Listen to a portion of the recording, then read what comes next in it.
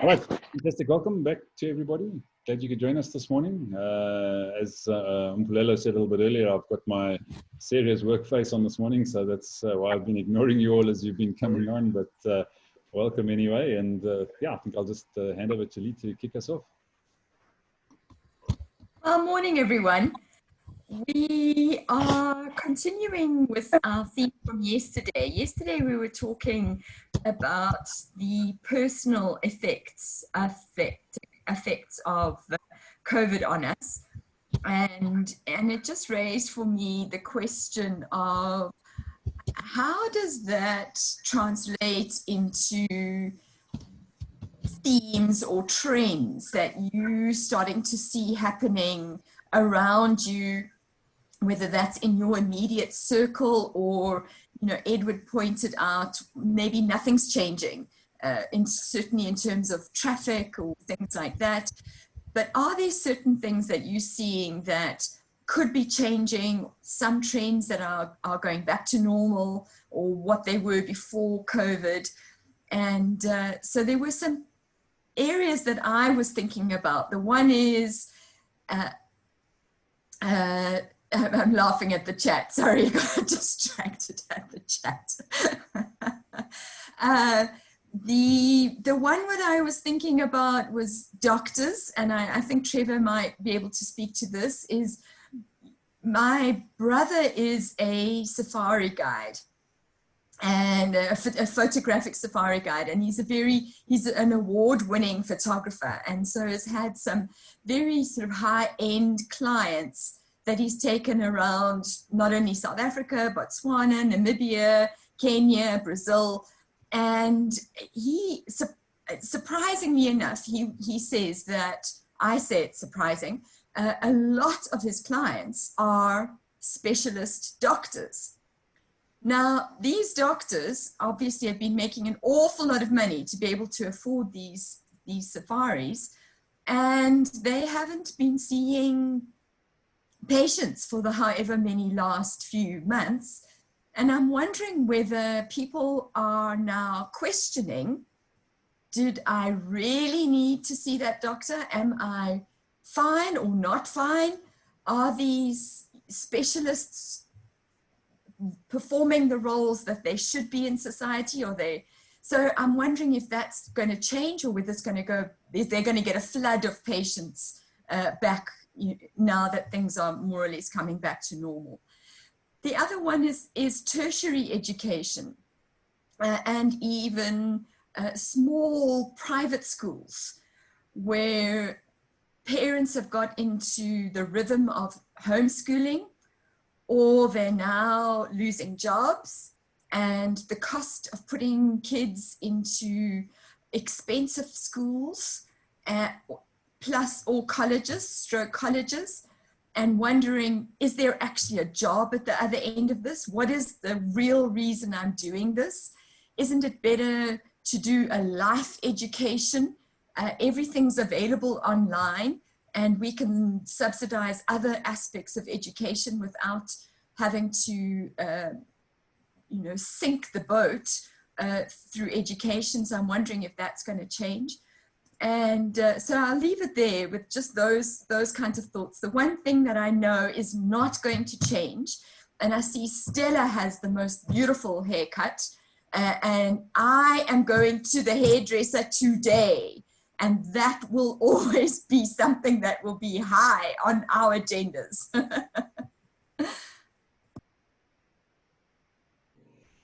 I'm really disappointed you didn't say my haircut is also magnificent. I cut my hair on the weekend as well. So. You look beautiful, Ivan. Oh, thank you, Lee. I really appreciate that. Yeah. So on that note, let's go across to Dr. Nell and find out what Lee's question was about the doctors. So Dr. Nell, over to you. Yeah, well, look, I think this is a continuing discussion from yesterday, where I got confirmation that people are really concerned about COVID. And I was starting to get personally concerned that people were not taking this as serious as I think it is. I can talk on the doctor's side, because I'm involved in watching and operations, which I really can't share too much at the moment. But this entire community is absolutely concerned that their previous load of patients are not rushing back to them post-COVID.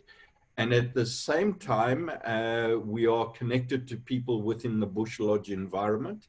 And it's very easy. We are now booked in at various Bush Lodges because we're the only one in where there are units of anything from 30, I think one of the units is in the Pilanesberg that we're in. We're the only guys that have booked in into this operation, and so we're booking away because they're just giving the accommodation away just to get people there again.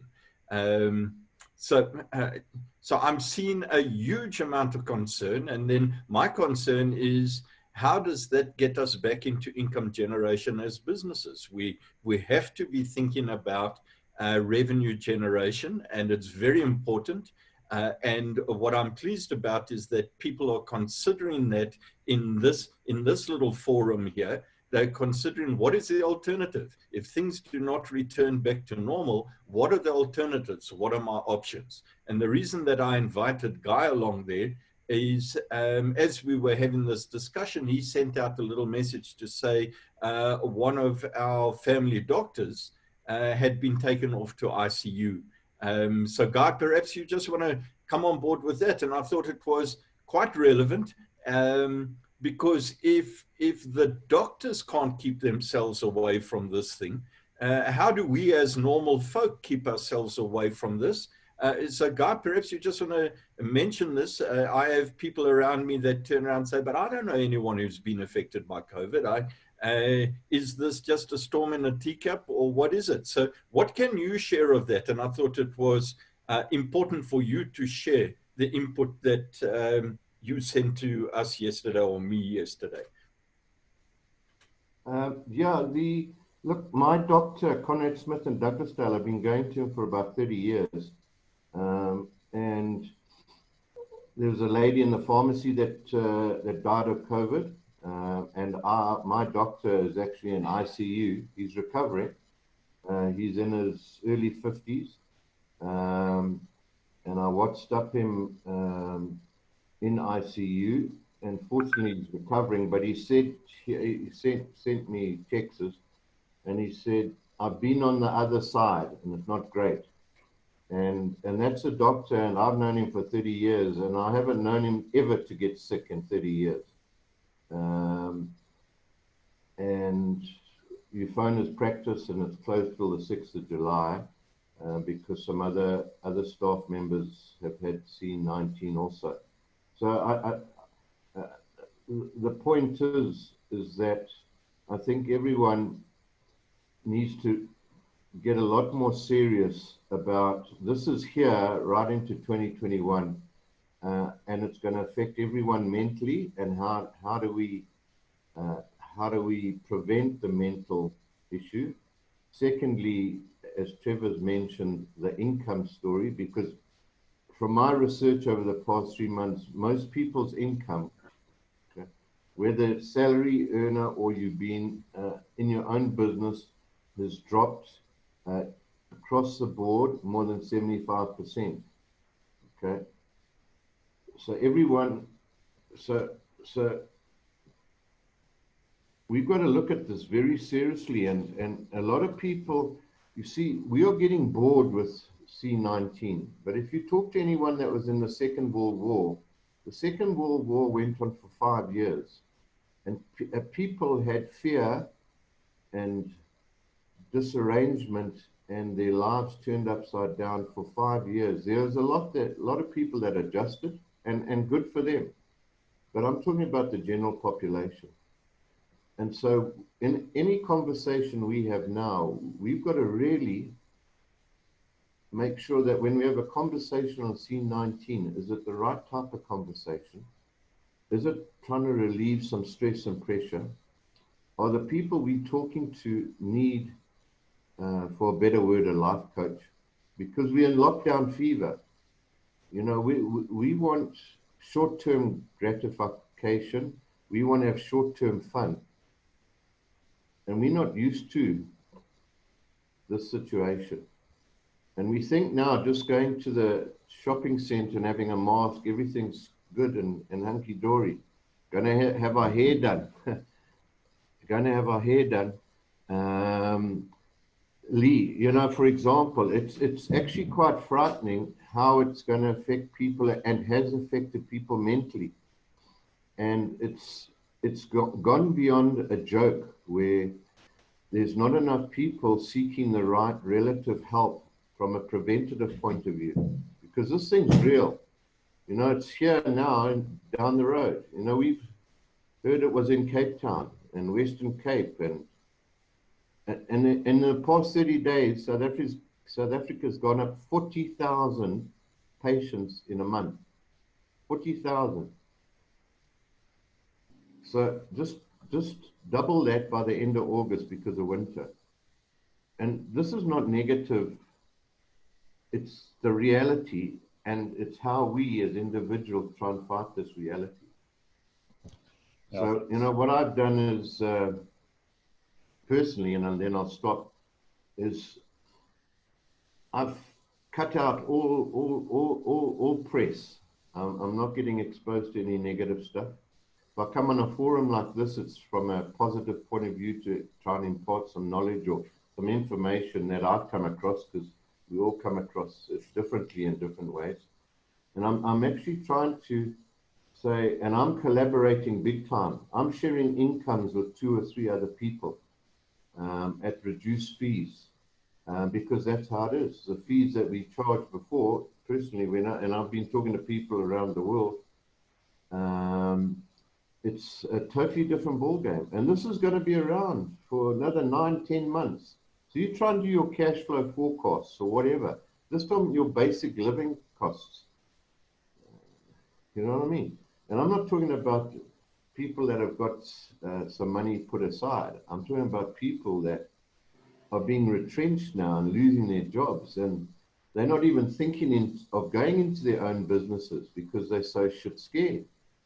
Their minds are so buggered. Very few of them are really getting in a place of saying, I've actually got to go and get into my own business, because the good old corporate world ain't going to be taking back people ever again in droves. Are you with me? So that's like an overview. And Trevor, thanks very much. But my doctor, he did send me a thing, and I wished him well last night to have a good night's sleep.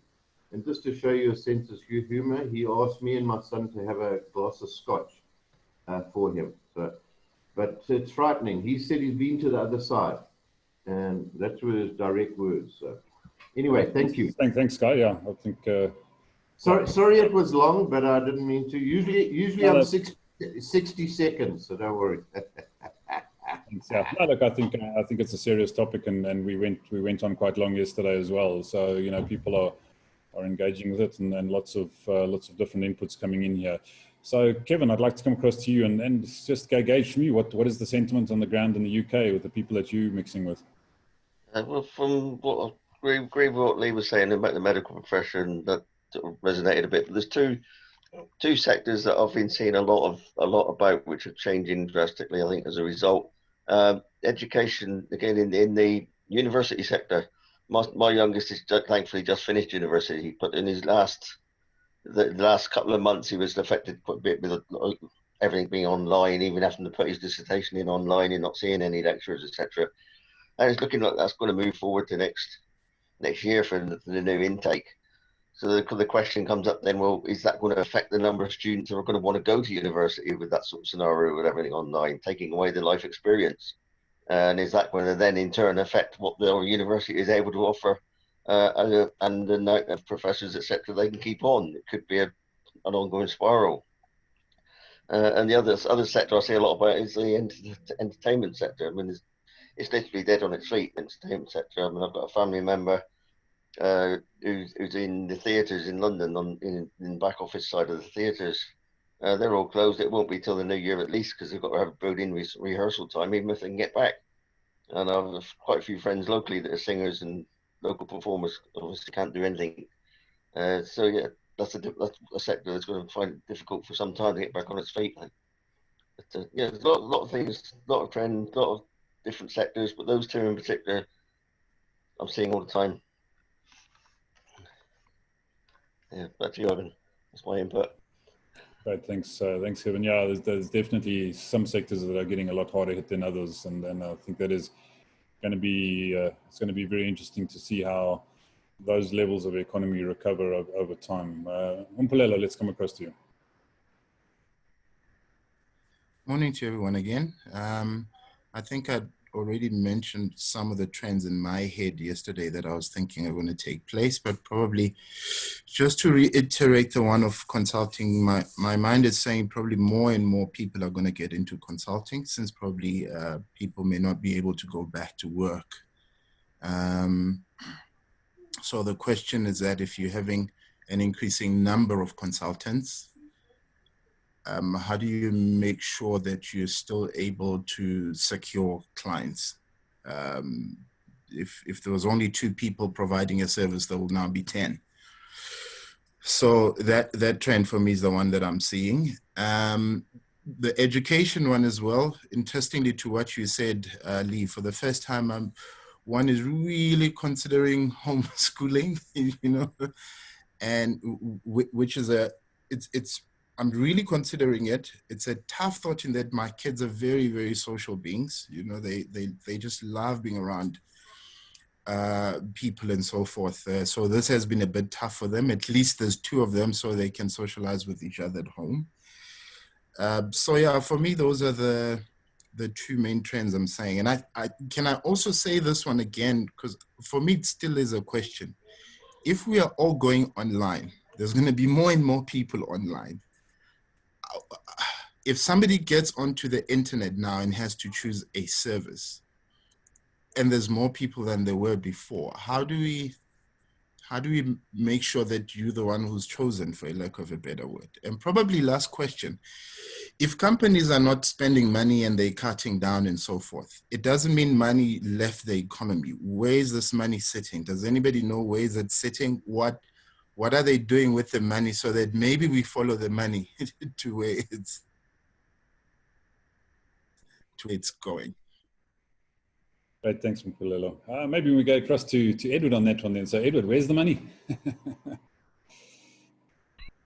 I think that's a really good point. And just before I get onto that, I heard yesterday that my trip to South Africa in October has been cancelled. And obviously I was disappointed, but then I was thinking, well, the community at Akrabi's, where we go and stay, they're going to miss out on all that foreign money. You know, so the Akrabi's Falls Lodge, we descend on there, we buy all their beer, we buy the bar out, we eat lots. You know, there's all the people that clean the chalets, the people that cook the food, all that sort of stuff. And it must be, you know, that's just one group of people. There must be a lot more that aren't coming that will damage the economy. But there is money about. I mean, we're you know, probably a little bit further down the road than you are in terms of the disease developing. In the early stages, we saw some doctors dying, and interesting enough, most of them were either black or Asian doctors. I think there's something that affects black and Asian people more than white people. Whether it's genetics, whether it's lifestyle, I don't know, but that seems to be the thing. But that stops now, I think, because now they've got the personal protective equipment, they know what they're doing, they know what things to take. They've managed to stop the deaths in the health service. But on the positive side, there is money, because the people that are working from home, and they're not incurring travel costs. And in the UK, we commute huge distances to work. So getting to work is a huge cost. If you're working from home, you're not paying that out. And people have started doing things that they didn't do before. So, for example, I think Kevin's daughter bakes cakes. She bakes vegan cakes. I'm a vegan. I've been buying my cakes from her, and she's been posting them off. I've just signed up for a meal recipe box. Every week I get a box delivered with all the ingredients, because I'm thinking, well, because I'm not paying for my coffee out, my travel costs, I can have that little luxury of paying £5 for a meal in my house rather than £1 to make it myself. And I think that the question, how do you stand out? Well, you've got to find something unique about yourself. And I think people buy from people. So it is about exposing your personality. It's not about saying, I've got the best, I don't know, website building gizmo. It's, I'm a really nice person. And I think that's what people are going to have to do more. And we're seeing it happen, because we're seeing some of our public figures talking about their haircuts. You know, one of the things on radio is people talking about going for a haircut, which they would never have done before. They're talking about their children because their children interrupt the Zoom meeting. They're talking about seeing someone's metronome in the background and saying, oh, do you play music? So I think, you know, on Zoom, I would recommend not having a professional background, because you can see the person. And if you are, make sure you can see a picture. Make sure you can see your family or your dog or your cat. There you go. Because you can pick up on things. You know, instantly Trevor and I had a connection when he showed me his screen number. You know, if that was on the wall, so make those connections with people, because that's how you'll stand out. So that's my thoughts on it. And I think, you know, the money's not disappeared, it's just in different places, isn't it? You know, the machine hasn't stopped in a way, because if we're not spending it, we've got to spend on other things. That's my thoughts. Oh, and actually one last thing, sorry to go on, but I think some of the changes we're seeing, the good stuff, and this is a negative thing, but I think we need to turn it into a positive, is just froth on the beer. Because people are saying nice things about healthcare workers, whatever, and we have this, we did have this thing, clap for the NHS every Thursday night. I don't think that will translate into extra pay for nurses or extra respect for nurses. We'll still treat, you know, caring people poorly, and we'll pay bankers lots of money and consultants lots of money, but we won't follow through on those things about, oh, aren't care workers wonderful? Aren't dustmen wonderful because they clear our streets? We'll go back to our old ways of actually just paying them very little. So I think we need to change that, and we need to talk about valuing people rather than valuing money generation. Yeah, I think that's a very interesting point there, because as you say, those people, and I would add teachers into the mix as well. I mean, you know, teachers actually become really critical in this world. You know, there's so much homeschooling that a parent can do, but they've got to find ways to generate income themselves as a parent. So, you know, how do you get that education? And yeah, unfortunately, I think education, healthcare, as you say, basic services like refuse collection, those things are terribly undervalued and need need some extra profile. Yeah. Okay. Let's go across to Cecile. Hi. Three things. As you were talking about income, and I forgot to talk about that yesterday. My husband is a financial planner with Liberty Life, and we're talking about people's income coming down by 50%, 70%. Well, his is minus at the moment, because if people are cancelling their policies left, right, and center, and if they cancel your policy within the first year, then they claw back all the commission that you've earned in that year. So he's earning, no, not earning, he's got the minus income at the moment. So yeah, so that is, yeah, it's so hard. So he's doing it online, he's doing it on Zoom. And I just feel that you've got to just carry on doing it like that, because so he's learned his skills to improve the Zoom skills. So that's the one thing. And talking about the money, there is money out there, but don't try and chase the money, because my word, yesterday again, remember yesterday morning we were talking about all the scams? Well, a week ago, I did a tender, a physical tender for this Department of Defense, which is 2.5 million rands worth of masks. And yesterday, I got a phone call from some major and said to me, Cecile, we picked up your tender document. There is no such tender like this. And luckily, the guys that actually put the tender for me in the box, luckily I didn't drive to Pretoria. The two other guys that were here, they drove to Pretoria. They put it in the correct tender box and not in the one that these people said they should be. But every single one of my documents, my company's documents, everything was inside this envelope. Bank statements and VAT certificates and, you know, everything that you do to do a tender.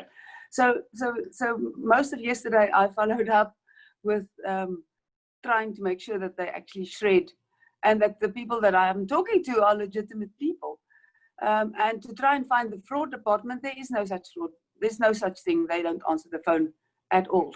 And then talking about COVID-19, we all said it was not coming close to us because I've also stopped listening to news and stuff like that. I now find a radio station that has music only so that I can just uplift my mind. I don't want to hear all the negative stuff all the time.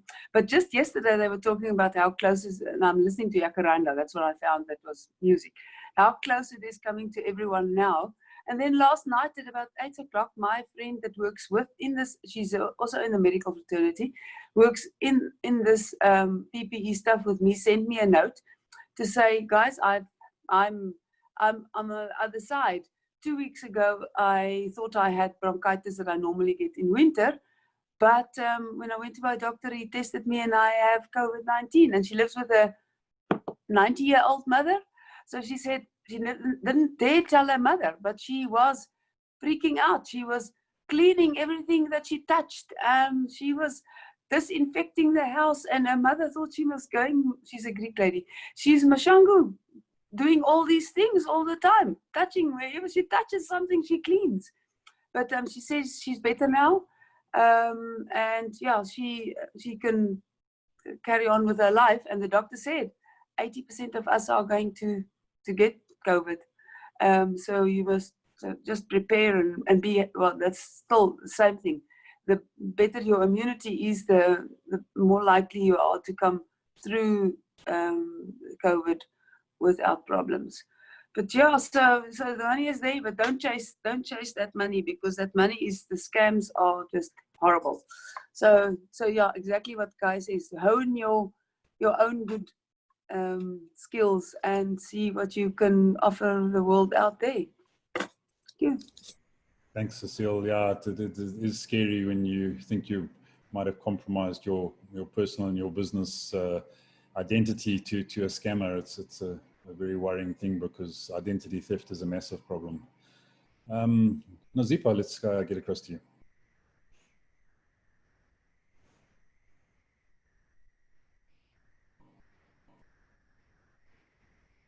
Nazipa, are you with us?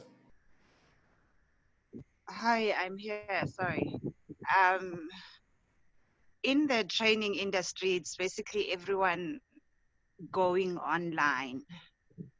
And that's where the trend is. But the other trend that I've picked up, not necessarily within the training industry, but within other industries, and it's very closely related to what Mbulelo is saying about consulting, is that, you know, we need to be aware that we're now going towards the gig economy, where a lot of things are going to, a lot of people are going freelancing. So a lot of people are now making their income through a whole lot of different gigs.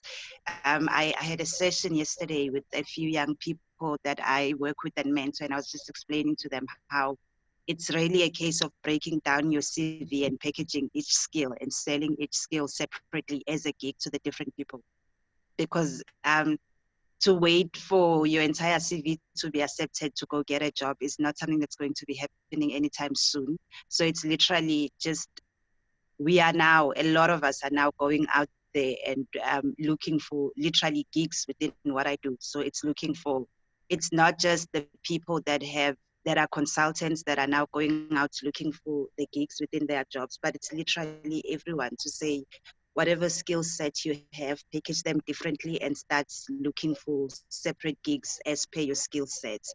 I think that's the trend where everyone's going, and it's scary. What's going to be interesting is I think in other countries it's taken on quite well, but in South Africa with the trade unions, it's going to be very interesting when they catch up to that, what they do to it. Because I remember when I was in recruitment, they had an issue even with just temp stuff and contract stuff. So maybe the idea is to jump onto it now before the labor guys, you know, what are they, the COSATUs of this world, the labor movements catch on to it. I don't know, but the only trend I've picked up is the move towards the gig economy. Thanks, Nazipa. Yeah, it's going to be interesting to see how the unions do actually react to all of this. And I think only time's going to tell us that one. So let's go to a different kind of gig economy. So Jasper, across to you. The banker from the 1930s.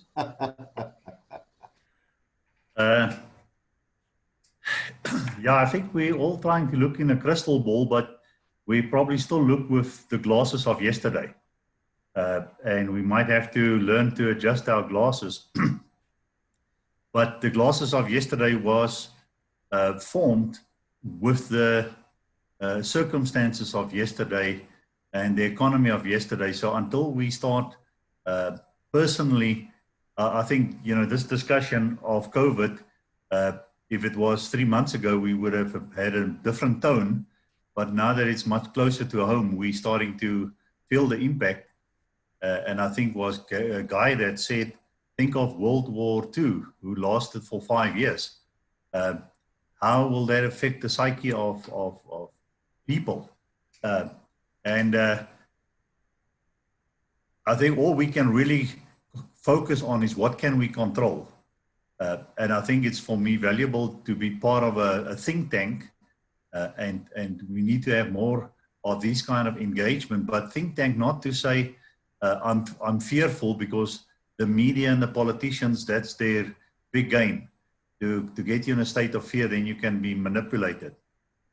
So definitely I see simplified living. I see people who starting to say, why should I have 2 cars if 1 car can do the thing for me? Are the assets that I have around me working? So why do I have to have that speedboat? And so all the things that were so-called your identity is gone. You will now have to redefine yourself. And I think way back there was a book by Faith Popcorn on future trends. And one of the things she identified is small indulgences.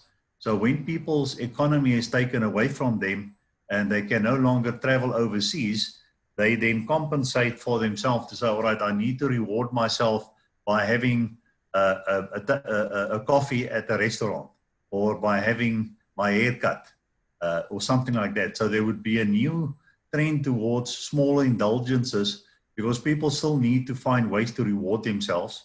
And if we can, I would say one of the potential economic directions to go to is, how can I scale down and give people the small indulgences in a way that's affordable and it's local?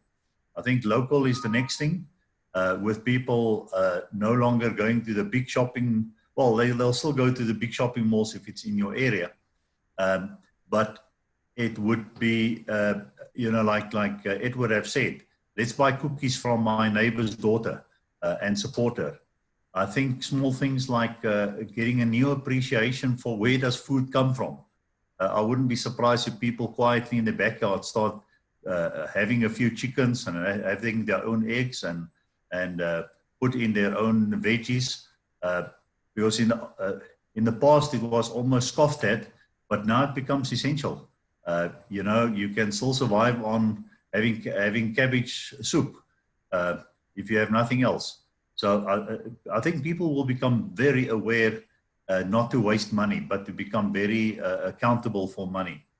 I think Zipo have mentioned it, and I like what she said. Take your big CV and break it down into bite-sized skills, and see what can I do with that bite-sized skills. And and don't let your ego,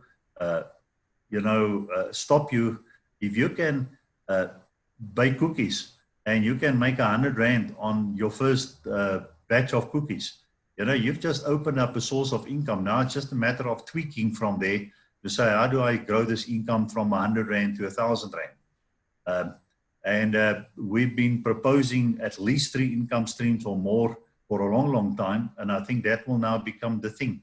But not income streams where people would be thinking of having a safe job, giving me a 40, 50,000 a month, but like lots of little income streams that get to a point where at least I'm now breaking even. And from here on, I can start working towards surplus and luxury. I think relationships, this big thing, the new thing is a relationship. So how do you grow relationships if you don't interact with people? So you have to be on forums where people can find you, can see you, where you can have a chance to voice an opinion. And I want to compliment Wisdoms with what they've created here, because your people can give their opinion. And even though it's little short bits of opinions, over time we start to get a feel for a person's character in terms of what he talks.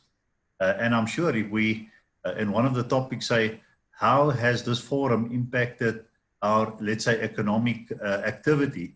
I'm sure some of us have offline already got connected and start talking to people to say, how can I send business your way, or how can we work together? And then I think the last one is volunteer work. Don't wait for things to happen. And don't worry if you can't immediately make money out of that. But if there's a need, go and volunteer.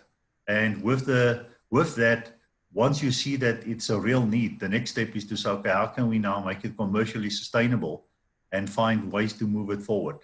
So I think for most of the people, it's going to be a very scary future. Especially the initial 6 to 12 months, because never before in my lifetime has people lost jobs at such a vast scale across the board, from so-called, I mean, yesterday I saw private school just closed down overnight, and 91 teachers left. So so-called safe and secure jobs are no longer safe and secure. But I have trust in people's ability to find new ways of making life meaningful. And I think this kind of discussion is very critical to help us start identifying the next threads of what will this new economy be like. Thanks, Jasper. And yeah, I think you touched on a number of key points there, and then you said it without saying the words, but I think one of the things that's definitely going to become potentially a very viable way of engaging is using trade exchange and barter going forward, and people being able to put their spare capacity into projects, into systems, into opportunities to leverage out through some of the formalized mechanisms that are available in that space. So yeah, I see that as a very real possibility going forward for an alternative mechanism of unlocking value, outside of the sort of fiat currency formal economy mechanisms, and it's going to be interesting to see how that develops. So Jeffrey, let's come across to you. We haven't seen you for a while, Jeffrey. Good to have you back. Are you with us? Guys, can you hear me? Perfect. I trust that I'm on. I didn't do a sound test. So anyway, yeah, we've been talking about where's the money gone.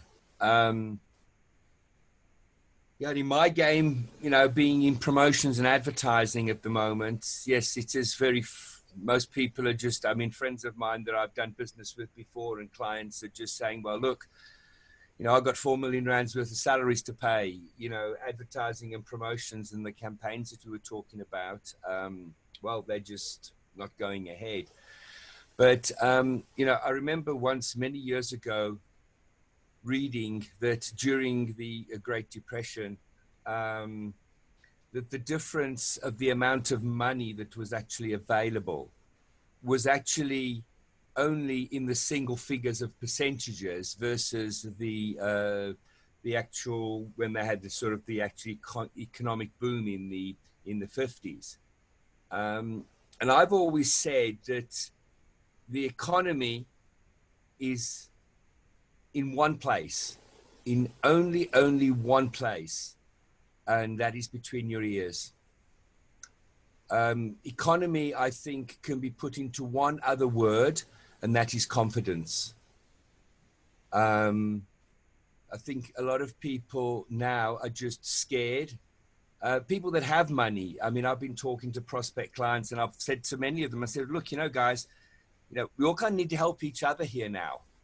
I'm at the stage where I'm kind of negotiating pricing to do some work for people. It's kind of saying, well, look, how much have you got? And let me see what I can do for what you know, for the amount of money. So yeah, I think really the economy is just one word, and that's confidence. I mean, literally, if today everybody went out and bought something, whether it was a new pair of underpants or a brand new Lamborghini, doesn't matter what you buy, but if money is put into circulation into the economy, that is ultimately what is, it's just the fear that has stopped everything in its tracks. So yeah, that's the way I see it. And obviously going forward, one of the gents said about building relationships. I mean, I've been literally creating little videos of myself talking to people and sending them out on WhatsApp. Might be a couple of people. I think I might have sent it to Trevor, who's you guys there, whose telephone numbers I have. And, you know, with everybody wanting to move online and sell products online, and even trainers, people that want to do training, ultimately to create a persona and a personality online using videography and video tools, you know, that's pretty much the way to go forward. Is to ultimately make people see who you are and ultimately what you can offer. So yeah, that's my few cents worth this morning. Yes, it is nice to be back. I generally don't get up very early in the morning because I'm up until late at night. I'm just so much of a night owl. So yeah, anyway, this morning I... Right, well, thanks, Jeffrey. And I think you make some great points there. So welcome back. Stella, I think it's over to you to have the final word and before we wrap up for the morning. Morning, everyone. So I know we're running out of time. Just quickly want to tell you about an interesting exercise I did last week. So one of my friends from my previous company, she used to work in HR, and she's doing a course at the Bentley Business School. And one of the assignments was a company, a small, medium company that she had to do financials and a business case on where the revenue declined with 30% and how is she going to mitigate and cut costs and what. So she asked me because she's got no financial background, so I helped her a bit with that. And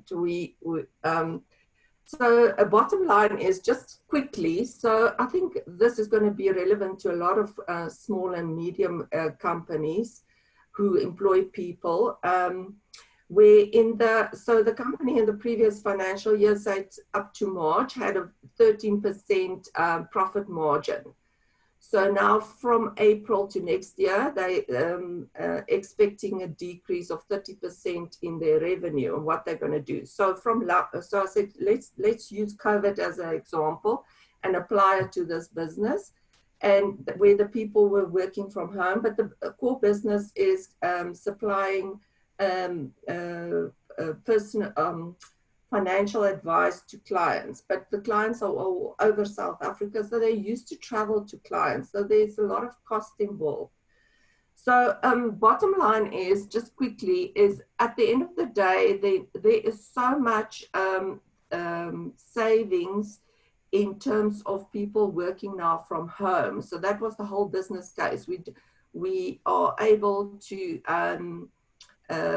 give up our lease by the end of the year. Luckily, it wasn't our own building, it was a lease. Electricity, water, your cleaning, all those costs are coming down.